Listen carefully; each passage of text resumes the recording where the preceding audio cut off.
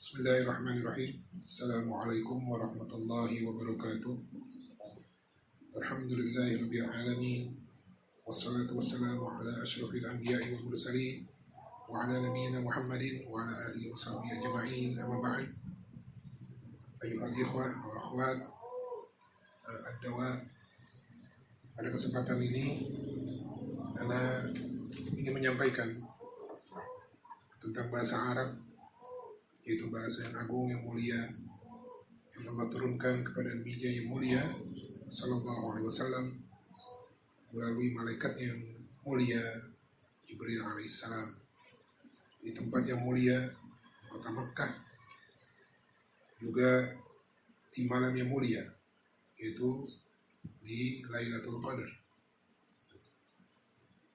Bahasa Arab tidak mungkin bisa kita lepaskan dari agama kita yang mulia ini, atau agama Islam, di mana bahasa ini sejak dari kecil kita sudah mendengarkan, kita sudah mengucapkan, terutama di dalam bacaan-bacaan sholat, dari takbiratul ihram sampai dengan salam. Itu semua harus berbahasa Arab, ya. Dari kecil kita tidak memahami apa yang kita baca.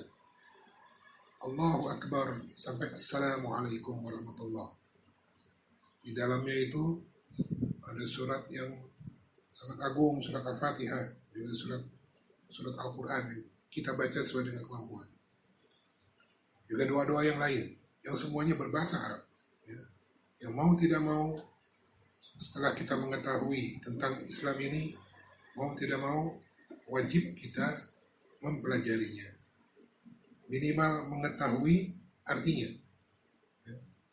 Karena tidak mungkin bacaan sholat bukanlah mantra, ya, bukan mantra para dukun. Yang para dukun kalau bermantra bahkan mereka sendiri tidak mengetahui artinya, ya. Sedangkan kita adalah beragama dengan agama yang mulia, agung, suci, ya. Zat yang maha suci yang menurunkannya, yang maha mulia yang menurunkannya, yang maha agung yang menurunkannya, agama ini. Jadi mau tidak mau kita harus mempelajarinya, karena keberuntungan yang besar lah bagi mereka yang mau mempelajarinya, insya Allah, ya. Ana hanya ingin menukil, yaitu dari ucapan Al-Imam As-Suyuti, ya. Al-Imam Asy-Syatibi rahimahullah, syariat dan bahasa Arab, ya. Artinya beliau mengucapkan sesungguhnya syariat itu berbahasa Arab.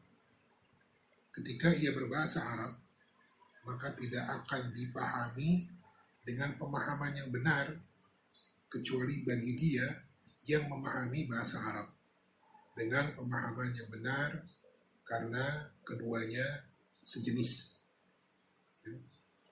Jadi bahasa dan pemahaman itu keduanya sejenis, ya. Jadi harus sejalan, ya.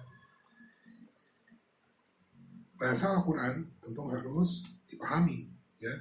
Bukan hanya kita tahu terjemahannya. Banyak orang bilang kan sudah ada terjemahannya, ya. Kita katakan tidak cukup, ya, dengan terjemahan, karena ada peluang ketika seorang yang menyimpang pemikirannya, dia simpangkan itu terjemahannya, dia takwil seenaknya. Yang orang awam hanya baca terjemahan, yang tidak paham bahasa Arab, tentu dia akan mengikuti pemahaman menyimpang tersebut, ya. Jadi syubhat nanti, ya. Jadi mengakar dalam pikirannya. Ketika kebenaran datang, dia bisa membantahnya. Nauzubillahi min dzalik. Baik, ayuhal ikhwah rahimani wa rahimakumullah.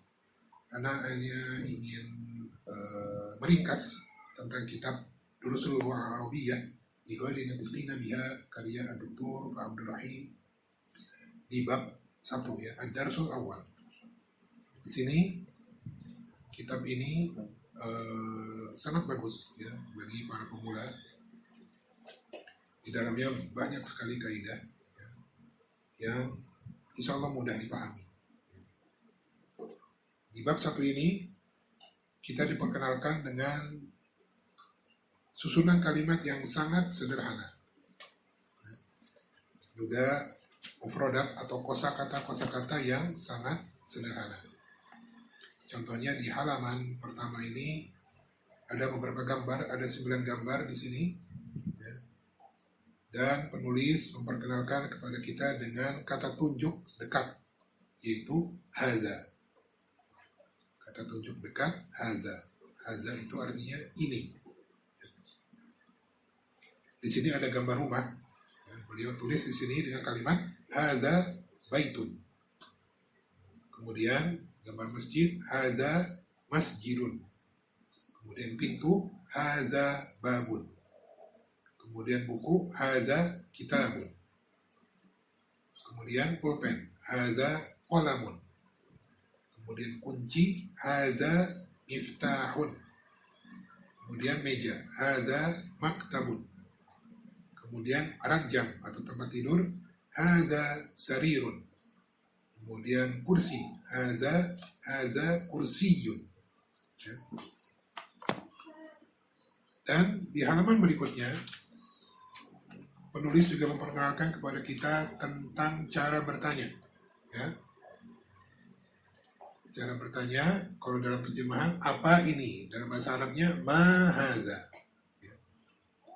Itu artinya apa ini. Ya. Misalnya seseorang bertanya atau anak kecil bertanya menunjuk ke sebuah rumah. Anak itu bertanya ma haza, apa ini? Maka kita bisa jawab haza baitun. Ya. Haza baitun. Ma haza komisun. Ya, komisun adalah kemeja. Ya. Menunjuk kursi, haza kursiyun. Menunjuk pulpen kita bisa jawab haza qalamun. Atau menunjuk sebuah bintang, ya, haza najmun. Ya. Itu kalau sesuatu itu belum kita ketahui, ya. Maka kita menggunakan kata tanya haza. Ada juga pertanyaan yang kita masih ada keraguan di dalamnya. Ya. Misalnya seorang anak kecil, ya, dia melihat rumah. Dia sudah yakin ini rumah, tapi dia untuk meyakinkan dirinya, maka dia bisa bertanya kepada misalnya ayahnya atau ibunya. Ahaza baitun, apakah ini rumah? Ya. Atau ke sebuah bintang, ya. Menunjuk ke sebuah bintang. Ahaza najmun, apakah ini bintang? Maka kita bisa jawab, kalau misalnya itu benar adalah sebuah rumah, maka kita bisa jawab na'am haza baitun, atau na'am haza najmun. Ya. Kalau misalnya itu bukan rumah, mungkin masjid, ya, anak itu bertanya ahaza baitun, maka kita bisa jawab la haza masjidun. Ya. Jadi sekali lagi, kalau kita seseorang bertanya belum tahu namanya, maka dia bisa bertanya ma haza. Tapi kalau dia ragu-ragu tentang benda atau isim tersebut, maka dia bisa menggunakan kalimat tanya ahaza. A di sini adalah apakah, ya. Hamzah di sini artinya apakah. Ahaza, apakah ini? Ya. Ahaza baitun, apakah ini rumah? Ya. Di sini juga ada latihan, ya. Silakan antum bisa latihan di rumah, ya. Latihan pertama ini ada beberapa gambar, ada 6 gambar. Di sini semua ada pertanyaan mahaza. Antum bisa jawab, ya. Bisa jawab sesuai dengan kaidah yang tadi Ana jelaskan, ya. Juga di sini juga ada ahaza, ya, ada 4 gambar. Latihan kedua ada ahaza, ya, apakah ini, ya, itu bisa latihan, ya. Di latihan ketiga juga tentang cara membaca, ya, perintahnya hanya iqra waktu, ya, iqra waktu, bacalah dan tulislah. Antum juga sekalian menulis, selain latihan membaca juga harus latihan menulis, ya. Tujuannya agar tulisan antum benar, ya, bukan tulisannya bagus, ya. Kalau bagus itu bonus ya. Tapi tujuannya adalah tulisan antum benar. Nah di sini juga penulis memperkenalkan kepada kita tentang pertanyaan man haza. Kalau tadi ma haza apa ini, kalau di sini man haza artinya siapa ini. Ya. Di sini ada juga 4 gambar ya. Man haza tabibun. Siapa ini? Ini adalah seorang dokter. Tabib artinya dokter. Kemudian man haza waladun. Siapa ini? Ini seorang anak laki-laki. Ya. Yang ketiga, man haza talibun. Siapa ini? Ini adalah seorang pelajar atau siswa atau murid. Ya, sama. Dan kemudian boleh, ya. Kalau tadi man haza, sekarang seperti tadi, ya, ahaza, ya. Ketika dia ragu apakah ini seorang anak laki-laki atau laki-laki dewasa, ya, boleh dia menggunakan kalimat tanya, ahaza waladun, ya. Kalau ya betul, maka kita jawab na'am haza waladun, atau cukup na'am saja, ya, boleh. Kalau misalnya bukan, ternyata dia adalah seorang laki-laki dewasa, maka kita bisa jawab la haza rajulun, ya. Bukan, ini adalah seorang lelaki dewasa, ya. Jadi sama seperti ahaza baitun tadi, ya. Ahaza baitun, na'am haza baitun. Itu untuk benda, ya, benda mati. Atau la haza masjidun. Kalau ini untuk orang, ya. Man haza, ya. Juga ahaza waladun, na'am haza waladun, atau kalau tidak la haza rajulun. Juga ada banyak di sini ya kalimat-kalimat, ya, kalimat-kalimat lain yang menunjukkan sama, ya. Kalau binatang kita samakan dengan benda-benda yang tidak berakal, ya. Jadi menggunakan ma, ya, misalnya menunjuk kepada seekor anjing, ma haza kalbun, bukan man haza. Tapi kalau untuk binatang ma, ya, bukan ma haza, ya. Sama, misalnya dia menunjuk seekor keledai, ma haza himarun, ya. Haza kalbun adalah seekor anjing, ya.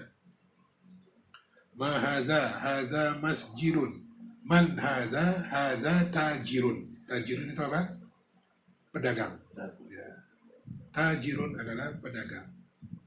Ahaza kalbun, nah ini sama, ya. Ketika dia ragu apakah ini anjing atau bukan, maka dia boleh bertanya seperti ini. Ahaza kalbun, apakah ini seekor anjing?